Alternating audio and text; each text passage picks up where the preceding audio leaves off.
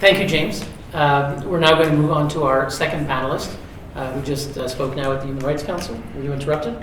No. Well, okay. Very nice. We'll have to invite more often, because when I speak, they often interrupt us. Oh, they Last week, we hosted a terrific speaker from Hong Kong, legislator Tanya Chan, and she spoke upstairs, and unfortunately, the chair at the end of her remarks made a statement which implied that she had spoken out of the framework of the agenda item. The agenda item was item 3, promotion and protection of all human rights. She spoke about the brutal crackdown against demonstrators in Hong Kong, trying to block communist tyranny from the Chinese government. So I couldn't think of something more fitting on human rights, and yet she was told that she was outside the agenda item. So I'm glad that didn't happen upstairs. I'll just say a word or two about Einat, because we don't have that much time for the panel. Dr. Wilf is an intellectual, one of Israel's leading intellectuals. She's a former lawmaker, a member of Knesset. She is an author. She is author of a book that already came out in Hebrew and is coming out soon in English, which co-author with Adi Schwartz, which is specifically about the issues of UNRWA and the issues of so-called right of return and so forth. So really there is, after hearing from James, once again, one of the world experts on UNRWA is here with us today, and we're really honored and delighted that she made the trip. And without further ado, we give the floor to Dr. Einat. Well, thank you so much for UN Watch for bringing up this issue, especially in the context of a temporary organization, UNRWA, existing for 70 years, and asking the United Nations General Assembly to renew its mandate for more years while still being temporary. And I want to address the question of how did we get here? How is it that throughout the 20th century, empires collapsed, states were created, borders were established, tens of millions of people of various nationalities and ethnicities fled and were expelled in the course of war, and yet none of them today, certainly not their hundreds of millions of descendants, claim to be refugees at this moment? Why is it that the Palestinians have this exceptional situation where 70 years after a war that has been over, they and their 5 million descendants claim to be refugees, and more than that, they claim to have a right, which does not actually exist in international law, to settle in a country in which they never lived and of which they were never citizens.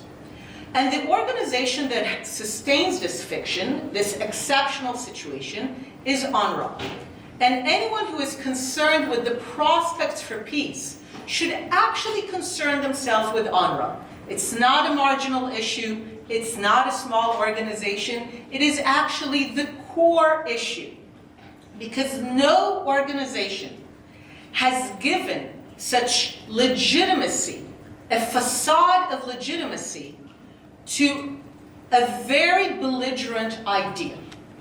The reason that the Palestinians and 5 million descendants claim to still be refugees today and to return, so-called, from a war that was over 70 years ago is that in their mind, the war is not over. UNRWA can be a temporary organization because in their mind, the state of Israel is temporary and will sooner or later disappear as the sovereign state of the Jewish people. This is what makes the idea of return generation after generation appear rational. Because if the state of Israel is temporary, you can wait 1 more generation, 5 more generations in order to actually win the war. Unlike millions and millions of people around the world, because the war meant that the Jewish people had a sovereign state, the Palestinians, supported by much of the Arab and Islamic world, refused to accept the outcome of this war. Germans, Ukrainians, Poles, Hindus, Muslims, in other contexts, accepted the outcome of war. Palestinians and Arabs in the context of Jews having sovereignty refused to accept the outcome of war and essentially hijacked UNRWA, which was to be a temporary resettlement agency in the 1950s, to sustain this fiction that they are somehow still refugees and that they have this right, which does not exist, to settle in Israel. You've heard here why they are not refugees. There is no what they call right of return. And why is this important for peace? Because as long as from the Palestinian side, in their mind, the war is not over. If in their mind, waiting another generation or 2 or 3 or 5 to win is a legitimate aspiration, then they are never going to sign any agreement that will bring peace.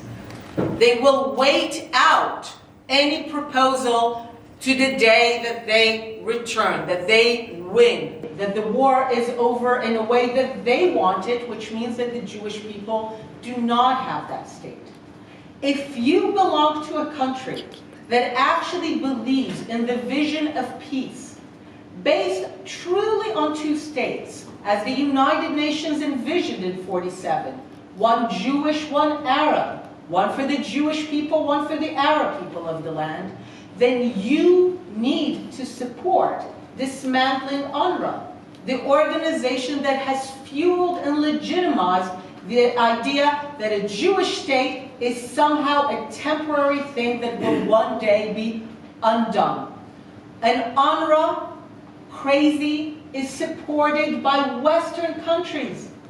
Western countries whose policy, whose official policy is to support peace by means of 2 states. And in one hand, they claim they want peace by 2 states and say everything against Israel on that account.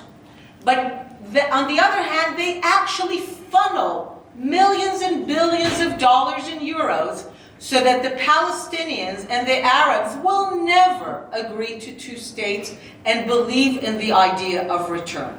So this is not a marginal issue, this is the core issue, and without UNRWA and without the support of Western countries, I truly believe that the conflict would not have been sustained for so long. Without the Palestinians believing that European countries support their idea that the Jewish people cannot have their state, without that, we would have already had peace. So if you support peace, if you support a 2-state solution, you should put dismantling UNRWA as a top priority.